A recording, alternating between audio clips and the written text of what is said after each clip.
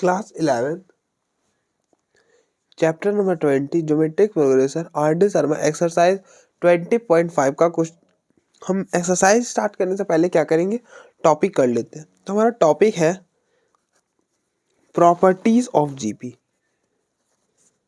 क्या properties of GP?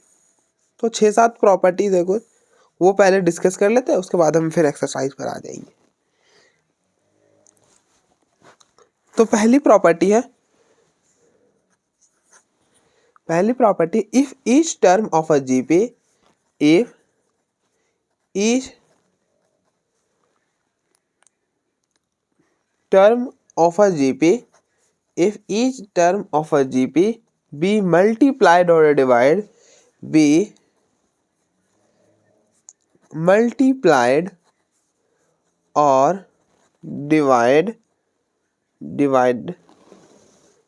divided by the same non-zero quantity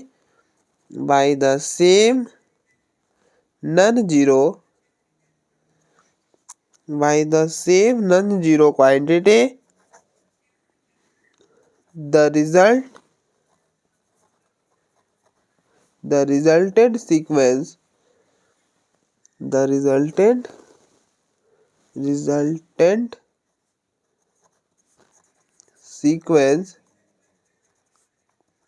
is also a GP।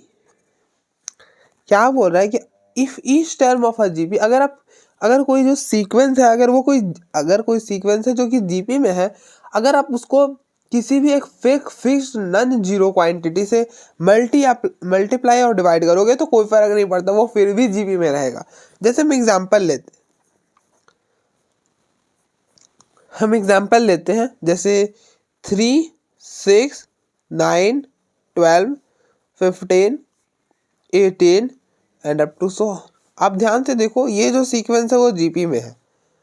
कैसे GP में? आप second term को first term से डिवाइड करो, देखो 6 को 3 से डिवाइड करोगे 3 आएगा जीपी में, इसलिए क्योंकि रेशियो इक्वल है।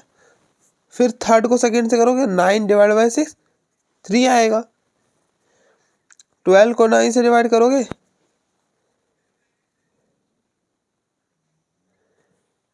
3 थोड़े, अरे हाँ सॉरी, ये तो एपी में हो गया ना, जीपी में हमें लेना था ना।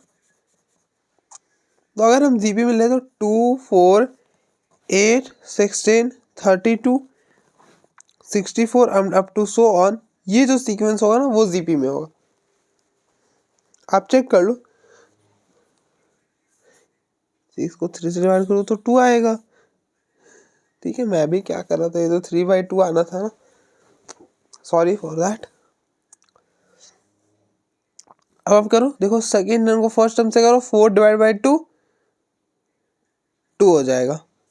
फिर थर्ड टर्म को सेकेंड से करो, 8 डिवाइडेड बाई 4 2 हो जाएगा। फिर इन दोनों को डिवाइड करो, 16 को 8 से डिवाइड करो 2 हो जाएगा। देख रहे हो, तो रेशियो सेम आ रहा है। तो अगर रेशियो सेम आता है तो वो जो सीक्वेंस होता है किस में हो जाता है, जीपी में हो जाता है। अब यहाँ पे ये प्रॉपर्टी क्या बोल रही है कि अगर कोई सीक्वेंस जीपी में है, अगर आप उस जीपी में पूरे सीक्वेंस को सेम नंबर से मल्टीप्लाई या डिवाइड करोगे तो वो फिर भी जीपी में होगा। करके देख लेते हैं ना। अब क्या करो, इस पूरे जीपी को 2 से डिवाइड करो, तो इसको 2 से डिवाइड करो, 2 डिवाइड बाई 2, 4 को 2 से डिवाइड करा, 8 को 2 से करा, 16 को 2 से करा, 32 को 2 से and up to so on. अब आप चेक करो क्या ये जीपी में है, तो ये हो जाएगा 1, 2, 4, 8, 16 and up to so on. अब देखो ध्यान से, ये जीपी में है, ये जो सीक्वेंस है ये जीपी में है। आप चेक भी कर सकते हो। सेकेंड टर्म को फर्स्ट टर्म से करो, 2 डिवाइडेड बाई 1 2। थर्ड टर्म को सेकेंड से करो, 4 डिवाइडेड बाई 2 2। फिर थर्ड को फोर्थ से करो, फोर्थ को थर्ड से करो, तो 8 divided by 4 2 so on.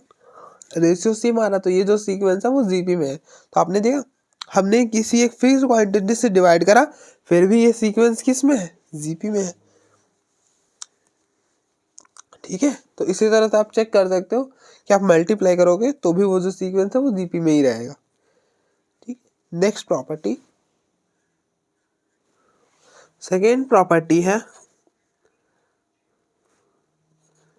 The reciprocals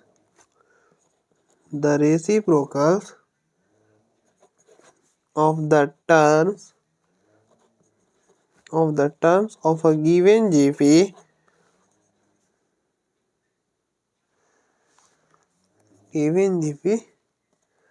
form a GP। मतलब कहने का क्या मतलब है इसका कि अगर कोई सीक्वेंस जीपी में है, तो अगर आप उसका रेसिप्रोकल भी कर दोगे ना तो वो भी जीपी में ही रहेगी। जैसे हम एग्जांपल से समझते हैं, जैसे आप देखो,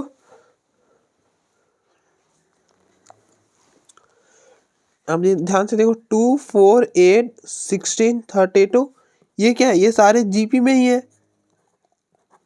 अब आप इनका रेसिप्रोकल कर दो। तो रेसिप्रोकल करने का मतलब क्या होता है कि अगर 2/3 रेसिप्रोकल का मतलब कि पलट देना, 2/3 को 3/2 लिख दो, कुछ ऐसा। ठीक है। तो यहाँ पे रेसिप्रोकल करोगे तो सबके नीचे तो 1 ही होने वाला, तो ये हो जाएगा 1/2, 1/4, 1/8, 1/16, 1/32।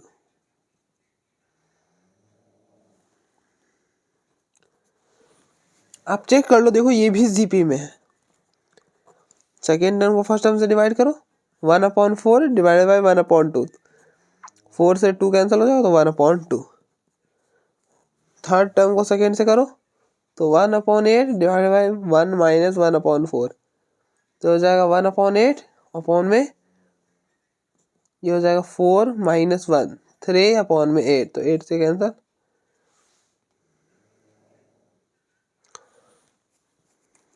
क्या कर रहे हैं, 1/8 डिवाइड बाई 1/4, तो ये हो जाएगा 2, तो 1/2। इसी तरह से फोर्थ टर्म को थर्ड से करो तो 1/16 डिवाइड बाई 1/8, तो 8 से 16 कैंसिल होगा, 12, तो 1/2, 1। तो आप देखो रेशियो सेम आ रहा है, तो ये जो सीक्वेंस है वो जीपी में हो जाएगा। ठीक है।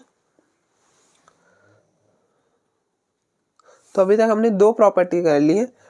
पहले मैं बोला कि अगर कोई सीक्वेंस जीपी में है, अगर आप उस जीपी को किसी भी एक कांस्टेंट से मल्टीप्लाई और डिवाइड करोगे तो वो सीक्वेंस तब भी जीपी में रहेगी। उसके बाद कि अगर कोई सीक्वेंस जीपी में तो उसका रेसिप्रोकल भी कर दो तो भी जीपी में ही रहेगी वो। अब देखो मैंने एग्जांपल दिया। नेक्स्ट थर्ड प्रॉपर्टी है,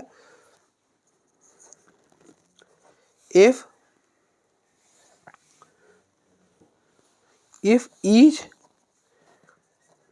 term of a GP raised the same power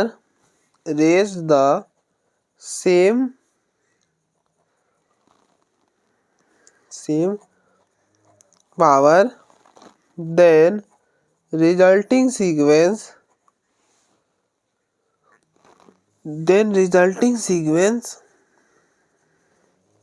mu is also known as a GP। ठीक है। क्या बोल रहा है, a even terms of a GP raise the same power then the resulting sequence is also a GP। मतलब क्या बोल रही है कि अगर कोई सीक्वेंस जीपी में है, अगर आप उसकी पावर कितनी भी रेज कर दो, मतलब उसकी पावर कितनी भी लगा दो, वो फिर भी जीपी में रहेगी। जैसे हम एग्जांपल लेते हैं,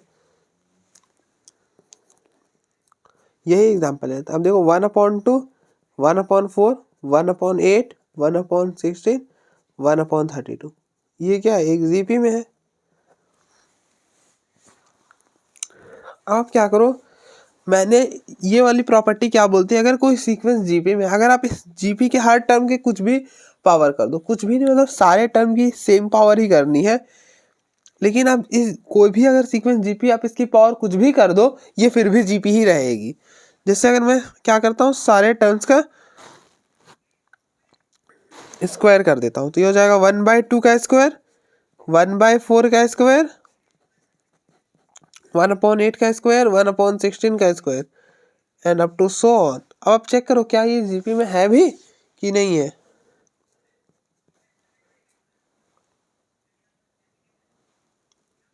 तो 1/2 का होल, 1/2 का होल स्क्वायर, ये हो जाएगा 1/4, 1/4 का होल स्क्वायर 1/16, 1/8 का होल स्क्वायर 1/64, और 1/16 का होल स्क्वायर 256। ठीक है, up to so on.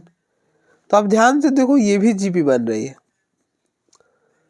Second term को फर्स्ट टर्म से डिवाइड करो, 1/64 डिवाइड अपॉन में 4।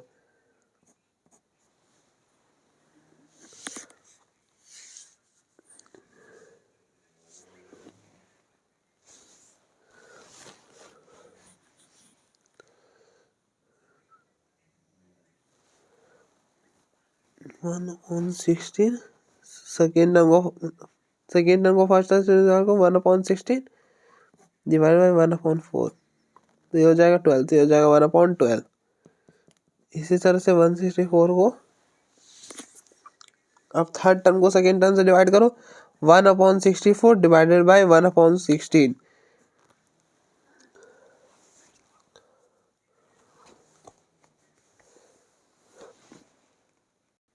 मैं क्या कर रहा हूँ आज कुछ ज़्यादा ही। अब देखो 16 को 4 से कैंसिल करो तो 4 होगा ना, तो 1/4। इसी तरह से 164 को 4 से करोगे तो 4 हो जाएगा, तो 1/4। इसी तरह से फोर्थ टर्म को थर्ड से डिवाइड करो, 1/256 डिवाइड बाई 1/64, तो ये भी हो जाएगा क्या, 1/4। तो अब देखो ये सीक्वेंस भी क्या है, जीपी में है, ये सीक्वेंस भी जीपी में था। आप इस जीपी के कुछ भी पावर कर लो, ये फिर भी जीपी में ही रहेगा। ठीक है, बस ध्यान ये देना है कि हमें हर टर्म को वही पावर करनी होगी। ऐसा नहीं कर सकते कि इसको 3 से इसको क्यूब कर दिया और इसको स्क्वायर कर दिया, ऐसा नहीं कर सकते। ठीक है, सारे टर्म्स को एक जैसा ही पावर को देनी है। ठीक है, तो आगे बढ़ते हैं। नेक्स्ट प्रॉपर्टी होती है, हाँ, property number 4, if A B C are in GP, if A B C are in GP then B square equal to A C. अगर 3 नंबर जीपी में हो, आप देखो ए बी सी किस में है, जीपी में है, तो अगर 3 नंबर जीपी में हो तो आपका जो रिलेशन बनता है ये बनता है, क्या बनता है, B square equal to A सी। मैं प्रूफ भी करा देता हूँ, आप देखो ए बी सी किस में है, जीपी में है। तो जीपी में कोई भी सीक्वेंस अगर जीपी में हो तो क्या होता है कि सेकेंड टर्म का रेशियो फर्स्ट के साथ और थर्ड टर्म का रेशियो सेकेंड के साथ इक्वल होता है। यही कंडीशन होती है ना, जीपी होने के लिए क्या होना होता है कि रेशियो सेम होता है, मतलब क्या होता है, रेशियो इक्वल होते हैं। तो क्या होगा, सेकेंड टर्म का रेशियो फर्स्ट के साथ, मतलब बी अपॉन में ए इक्वल होगा थर्ड टर्म का रेशियो सेकेंड के साथ, सी अपॉन में बी। ठीक है, अब आप क्या कर लो, इसको इधर, तो B square which is equal to A C हो गया बस। ठीक है, नेक्स्ट फिफ्थ प्रॉपर्टी हमारे पास, फिफ्थ प्रॉपर्टी होती है इन an finite GP, in a finite GP the product of the product of the terms equidistance from the beginning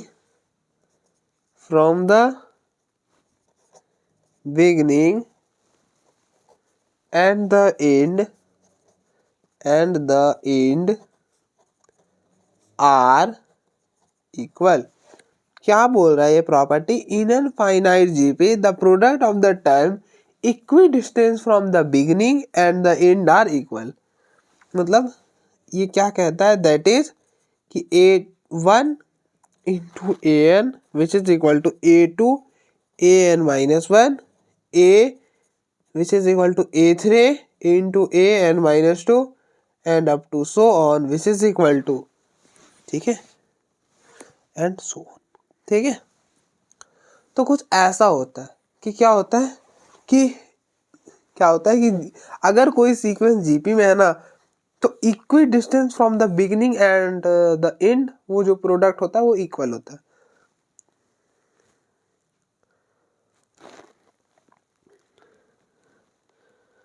मतलब मैं क्या बोलना चाह रहा हूँ आपको, ऐसा समझो आप A1 A2 A3 A4 and so on कोई एक सीक्वेंस है जीपी में. तो लास्ट टर्म होता है AN, उससे पहले होता है AN-1, उससे पहले होता है AN-2, उससे पहले होता है AN-3. ठीक है, तो ये बोल रहा है ना कि the product of the term equidistance from the beginning and the and. Equi distance का मतलब क्या होता है? इक्वी डिस्टेंस का मतलब होता है डिस्टेंस इक्वल. इक्वी डिस्टेंस नाम से ही पता चल रहा है कि वो दो टर्म जिसका डिस्टेंस इक्वल होगा. कहाँ से इक्वल होगा? From the beginning and the and. मतलब अगर आप स्टार्टिंग से, आप देखो इन बिगिनिंग और एंड, ठीक है, ये दो बातें किसका प्रोडक्ट करना? Product of the term equidistance from the beginning and the and.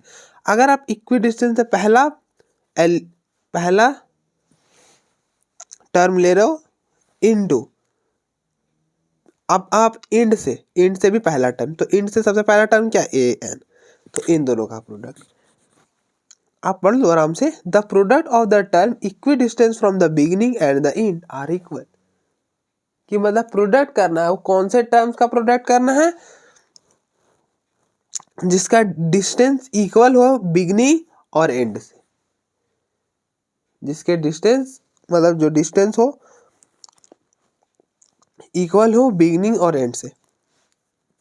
जैसे आप बिगिनिंग से अगर थर्ड टर्म ले रहे हो, तो आपको पीछे से, तो लास्ट से भी थर्ड वाला लेना होगा. तो एंड से थर्ड वाला कौन होगा? ये AN-2.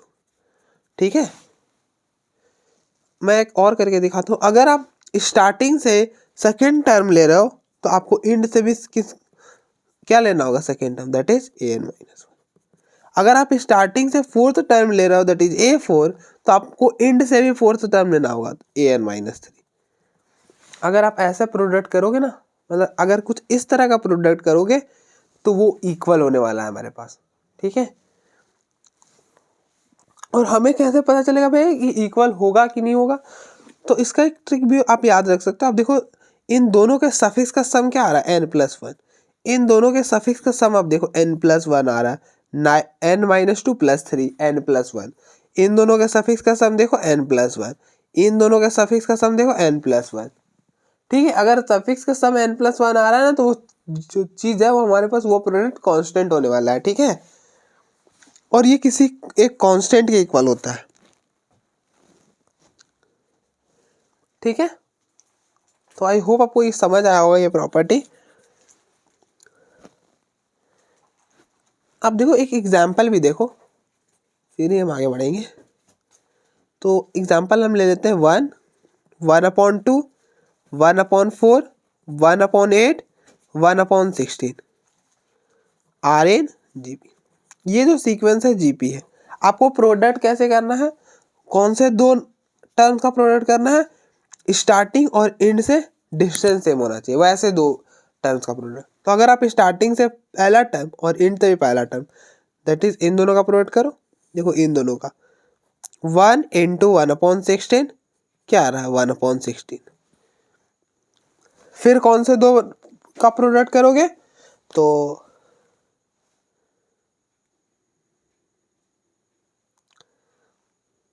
स्टार्टिंग से सेकेंड टर्म और एंड से भी सेकेंड टर्म, तो इन दोनों का प्रोडक्ट करो। ठीक है, तो ये हो जाएगा 1/2 इंटू में 1/8। देखो 1/16 आ रहा है। भाई एक टर्म का कैसे करते हो, तो आप देखो स्टार्टिंग से आए तो यही टर्म है, दैट इज 1/4। स्टार्टिंग से थर्ड टर्म और इंटू किसके साथ ये इंटू होगा, इंड से थर्ड टर्म, तो इंड से भी थर्ड टर्म आएगा तो 1/4। तो आप देख लो रेशियो सेम आ रहा है। ठीक है, तो आप देख लो सारा सेम आ रहा है। अगर आप स्टार्टिंग से थर्ड टर्म और पीछे से थर्ड टर्म उन दोनों टर्म्स को मल्टीप्लाई करोगे तो हमारे पास जो प्रोडक्ट आएगा एक कांस्टेंट आएगा और ये सारे प्रोडक्ट इक्वल होंगे। ठीक है, देख सकते हो आपके सामने ही है। नेक्स्ट प्रॉपर्टी है, नेक्स्ट प्रॉपर्टी नंबर 6 है। प्रॉपर्टी नंबर 6 क्या बोलती है कि अगर A1 A2 A3 and up to so on AN are in GP are in GB then log A1 log A2 log A3 and up to so on log AN are in AP। अगर कोई sequence है, मतलब अगर कोई sequence है जो कि GP में है, जैसे A1 A2 AN, अगर कोई सीक्वेंस जो है वो जीपी में है, अगर आप उसमें लॉग लगा दोगे ना तो वो एपी में कन्वर्ट हो जाएगा। आप फिर से सुनो, अगर आपको किसी भी जीपी को अगर एपी में कन्वर्ट करना तो आपको क्या करना होगा, अगर कोई सीक्वेंस जैसे हम सपोज कर ले ये वाला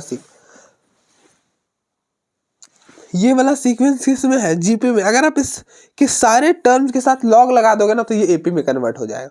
क्या होगा, एपी में कन्वर्ट हो जाएगा। ठीक है,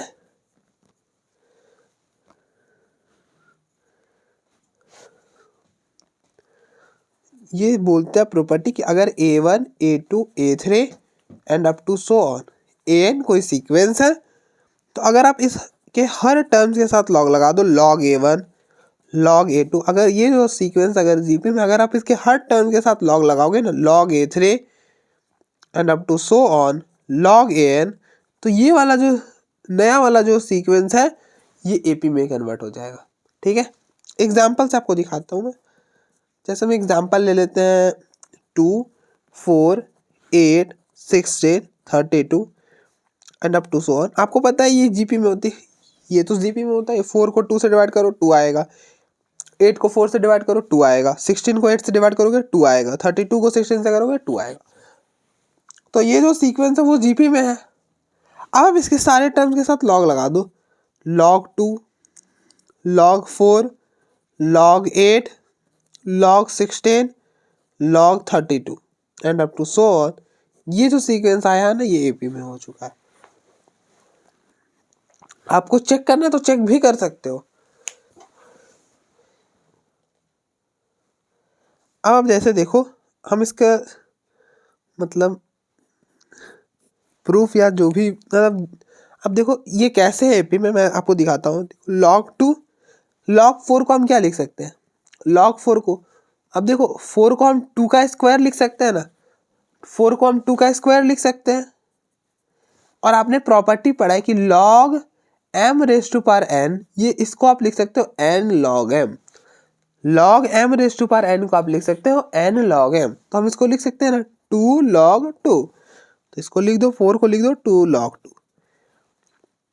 अब देखो अभी अगर आप सब्ट्रैक्ट करोगे तो भी प्रूफ हो जाएगा नो डाउट, लेकिन मैं ऐसे कर दे रहा हूँ। अब देखो log 8 को हम 8 को क्या लिख सकते हैं, 8 को हम 2 का क्यूब लिख सकते हैं, तो ये हो जाएगा log 8 सॉरी 2 का क्यूब। और मैंने आपको प्रॉपर्टी बताई, प्रॉपर्टी क्या होता है, log m raise to power n होता है n log m, तो इस 3 जो है वो नीचे आ जाता है, तो ये हो जाएगा 3 log 2 3 log 2।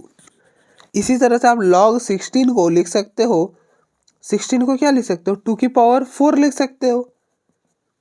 16 को हम लिख सकते हैं ना 2 की पावर 4, और फिर हम इस 4 को तो नीचे ले आ सकते हैं इस प्रॉपर्टी से। log m raise to power n क्या होता है, n log m होता है, तो ये हो जाएगा 4 log 2।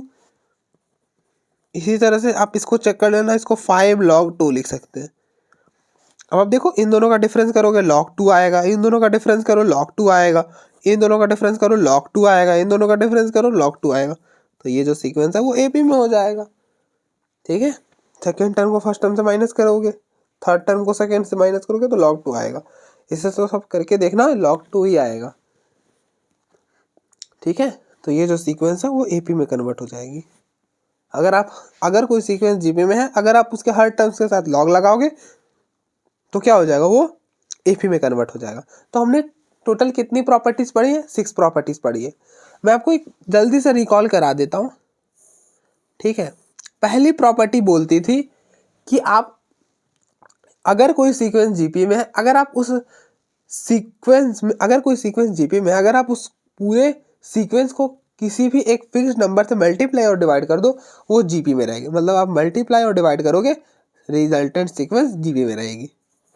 दूसरी प्रॉपर्टी बोलती थी कि आप रेसिप्रोकल कर दो, GP में रहेगी। अगर कोई सीक्वेंस GP में है, उसका रेसिप्रोकल करते हो, वो GP में ही रहने वाले। फिर तीसरा प्रॉपर्टी बोलता था कि आप पावर कुछ भी कर दो, अगर कोई सीक्वेंस GP में है, आप उस GP के हर टर्म्स का पावर कुछ भी कर दो, हर टर्म्स का पावर नहीं, मतलब उस GP का कुछ भी पावर कर लो, वो GP में ही रहेगा। हर टर्म्स की पावर कुछ भी कर लो तो गलत हो जाएगा। पता चला किसी टर्म में उसने पावर 3 कर ली और किसी टर्म में उसने पावर 4 कर ली, मैंने बताया था कि वैसा नहीं कर सकते, वो फिर GP में नहीं रहता। ठीक है, चौथी प्रॉपर्टी बोलती है, क्या बोलती है कि अगर 3 नंबर AP में है तो रिलेशन बनता है B² = AC। पांचवी प्रॉपर्टी बोलती है कि अगर मतलब अगर वैसे दो टर्म्स का प्रोडक्ट करोगे जिसका सफिक्स का सम अगर n+1 बन रहा है तो वो हमारे पास इक्वल होता है और कांस्टेंट होता है। ठीक है, और छठी तो क्या बोलते हैं, अगर कोई सीक्वेंस GP में आप उसको लॉग लगा दोगे सारे टर्म्स को तो वो चीज़ AP में रहेगी, AP में कन्वर्ट हो जाएगी। यही थे टोटल 6 प्रॉपर्टी। नेक्स्ट हमारे एक्सरसाइज की ओर बढ़ते हैं, तो आप देख लो एक बार, फिर हम आगे बढ़ते हैं।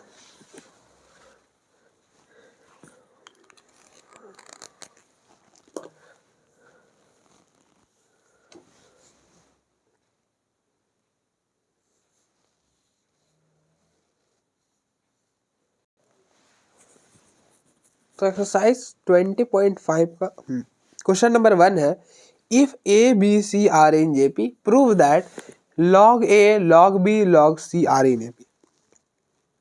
भैया अभी आपने जस्ट 2 सेकेंड पहले ही बताया कि अगर कोई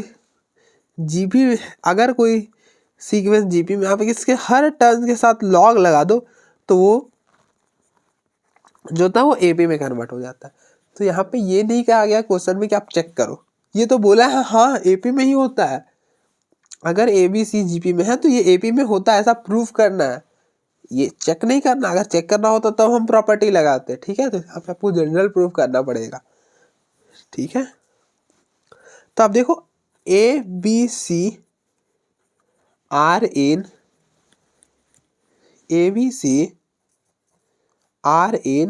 GP। तो मैंने अभी आपको बताया अगर कोई 3 नंबर GP में हो, अगर 3 नंबर GP में हो तो रिलेशन क्या बनता है, रिलेशन बनता है बीच वाले का स्क्वायर जो कि इक्वल होता है इन दोनों के प्रोडक्ट के। ठीक है, यहाँ पे हो जाएगा B² which is equal to AC। ठीक है, अब आप क्या करो, दोनों साइड लॉग ले लो। क्या करो, दोनों साइड लॉग ले लो, क्योंकि आपको लॉग चाहिए ना, AP में क्या चाहिए, लॉग चाहिए ना, तो आप दोनों साइड लॉग ले लो। Log B² which is equal to log AC। और आपने प्रॉपर्टी पढ़ाई कि log m⁴n को आप क्या लिख सकते हो, n log m लिख सकते हो। मतलब हम इस n को नीचे लेकर आ सकते हैं, तो ये हो जाएगा 2 log b which is equal to log AC। और आपने ये हमने प्रॉपर्टी पढ़ाई कि अगर log mn रहे, अगर log mn to the base a रहे तो हम इसको ऐसा लिख सकते हैं, log m to the base a plus log n to the base a। log m n to the base a को हम लिख सकते हैं log m to the base a plus log n to the base a। ठीक है, मतलब अगर दो नंबर प्रोडक्ट हो रहे हो लॉग के अंदर तो उनको हम ऐसा ब्रेक कर सकते हैं, मतलब लॉग एम एन को हम लिख सकते हैं log M plus log N, ठीक है, ऐसे याद कर लो। तो ये हो जाएगा 2 log b which is equal to, ये हो जाएगा log a plus log c, ठीक है। अच्छा, कोई भी सीक्वेंस एपी में कब होती है? जबकि डिफरेंस सेम हो। क्या होती है? डिफरेंस सेम हो, मतलब log b minus log a equal हो सेकेंड टर्म का डिफरेंस फर्स्ट के साथ और थर्ड टर्म का डिफरेंस सेकेंड के साथ, log c माइनस में log b। अगर ये कंडीशन होल्ड करेगी तो वो जो सीक्वेंस है वो एपी में हो जाएगा। तो आप देखो इसको हम ऐसा ब्रेक कर सकते हैं ना, log b प्लस में log b which is equal to log a plus log c। अगर आपको यहाँ से भी आप डायरेक्टली पता करके लिख सकते हो, मतलब यहाँ से भी आप डायरेक्टली लिख सकते हो। मैंने आपको बताया था कि अगर ए बी सी तीन नंबर्स अगर एपी में हो तो रिलेशन क्या बनता था, बीच वाले का 2 टाइम्स जो कि इक्वल होता था इन साइड वाले का सम के, 2b equal to A plus, यही रिलेशन बनती थी। तो अब देखो ना 2b ए प्लस सी, 2b लॉग को हटा दो तो b तो है ना, और ए सी। तो यहाँ से भी आप बोल सकते हो ना कि log a log b log c are in A B, वरना आप ऐसे कर लो log b इस वाले a को इधर लेकर आ जाओ तो log b माइनस में log a which is equal to log c minus में log b। तो दिस इम्प्लाई कि log a log b log c are in A P, ठीक है। एक तो ये मेथड हो गया, और दूसरा मैंने आपको जो बताया था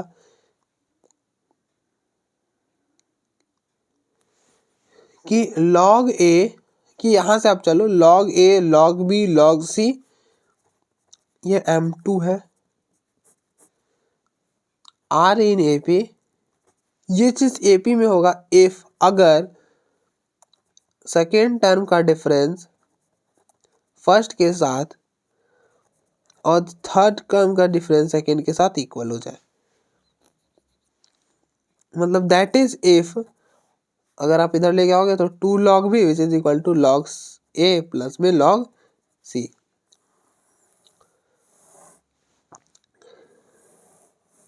ठीक है, इस तरह से भी आप प्रूफ कर सकते थे, दैट इज इफ ये हो जाएगा अगर n log m रहे तो आप इसको लिख सकते हो log m raise to power n, इस n को आप ऊपर चढ़ा सकते हो, शिफ्ट कर सकते हो, तो ये हो जाएगा बी स्क्वायर। और log m plus log n को क्या लिख सकते हो आप, देखो log m plus log n को log m n लिख सकते हो, ठीक है। तो log से log कैंसिल हो जाएगा तो ये बनेगा B square equal to A C. तो that is A B C are in G P.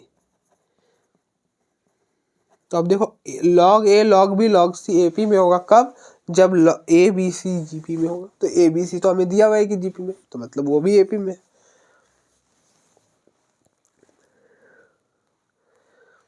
तो इस तरह से भी आप प्रूव कर सकते हो। तो लेकिन मैंने आपको बताया था हम इस तरह से प्रूफ हमेशा नहीं करते, तभी करते हैं ना जब यहाँ से यहाँ तक पहुँचना बहुत मुश्किल है, आप पहुँच ही नहीं सकते। हम यहाँ से यहाँ तक पहुँच ही नहीं सकते तब हम ये मेथड अप्लाई करते हैं, लेकिन हम तो यहाँ पे इजीली पहुँच पाए ना, तो इसलिए हम ये वाला मेथड ही अप्लाई कर लेंगे, ठीक है। तो अब देखो एक बार,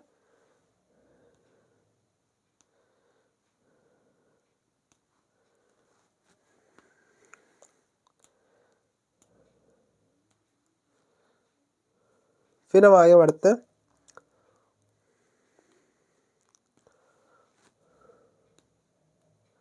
नेक्स्ट क्वेश्चन नंबर 2 है, if A B C are in G P prove that 1 upon log m to the base a 1 upon log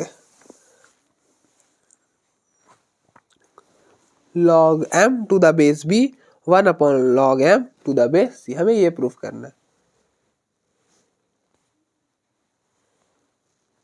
तो कैसे करेंगे हम देखो, हमें दिया हुआ है कि A B C are in G P.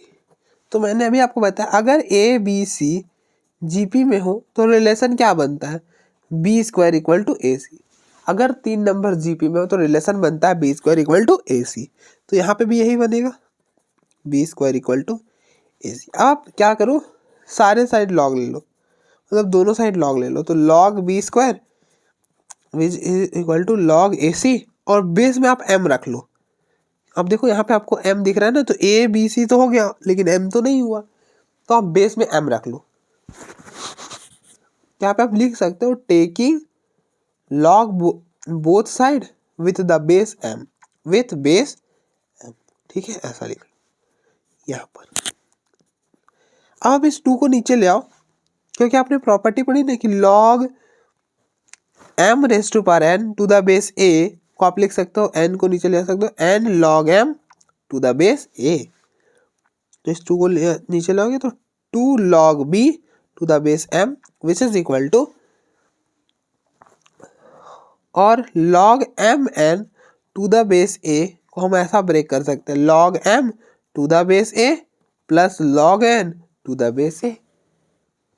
मतलब अगर log m n रहे तो हम ऐसा लिख सकते हैं log m प्लस में log n, तो ये हो जाएगा log a to the base m plus log c to the base m,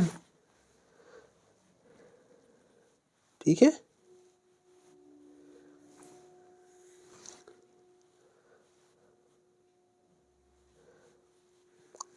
अगर आपको याद हो तो हमारे पास एक बेस चेंज फॉर्मूला होता था, ये क्या होता था log a to the base b। अगर हमारे पास रहे log a to the base b तो हम इसको लिख सकते हैं 1 upon log b to the base a। मतलब ये दोनों इंटरचेंज हो जाते हैं, अगर आप इसका रेसिप्रोकल करोगे तो ये दोनों इंटरचेंज हो जाते हैं, ठीक है। बेस चेंज फॉर्मूला हम इसे कहते हैं। हमने बेस को चेंज कर दिया। अब देखो यहाँ पे बेस b था, यहाँ पे बेस a हो गया, ठीक है। तो यहाँ पे भी कर लो, तो ये हो जाएगा 2, इसको नीचे लाओगे तो ये log m to the base b हो जाएगा। हमने क्यों करा, अब देखो रेसिप्रोकल की बात हो रही है ना, इसलिए ये हो जाएगा 1 upon log m to the base a plus में 1 upon log m to the base c। अब यहाँ से भी इसको बोल सकते हो कि ये जो सीक्वेंस है AP में है, क्योंकि आपने पढ़ा है ना कि अगर 3 नंबर AP में हो, अगर ABC जो है वो AP में हो, तो रिलेशन क्या बनता है, रिलेशन बनता है 2B equal to A plus C। तो आप कंपेयर करो, ये हो जाएगा B। अगर हम यहाँ से देखना चाहें तो बीच वाला ये जो इक्वल टू वाला है वो B होता है, मतलब 1 अपॉन में log m to the base B, फिर ये वाला 1 upon log m to the base A, फिर ये वाला 1 upon log m to the base C। ये किस में हो जाएगा, AP में हो जाएगा। लेकिन आप एक स्टेप थोड़ा सा इंक्रीज ही कर लो तो क्या ही जाता है। तो आप इसको 2 बार लिख सकते हो ना, 1, आप इसको ऐसा लिख सकते हो ना 1 upon log m to the base B plus 1 upon log m to the base B which is equal to 1 upon log m to the base A plus 1 upon log m to the base C।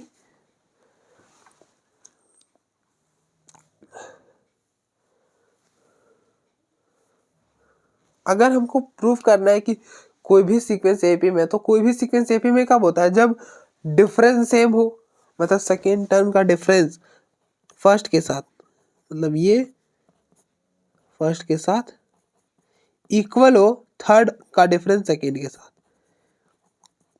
Third का difference second के साथ, second, ठीक है। तो कुछ ऐसा होना चाहिए। तो आप इसको इधर ले आओ और इसको उधर ले जाओ, तो ये हो जाएगा 1 upon log m to the base B minus 1 upon log m to the base A which is equal to 1 upon log m to the base C minus 1 upon log m to the base B। अब देखो हमको इसको AP में proof करने के लिए ये proof करना था, कर दिया हमने प्रूफ। तो दिस इम्प्लाइज कि 1 upon log m to the base A, 1 upon log m to the base B, 1 upon log m to the base C are in AP। तो हेंस प्रूफ्ड।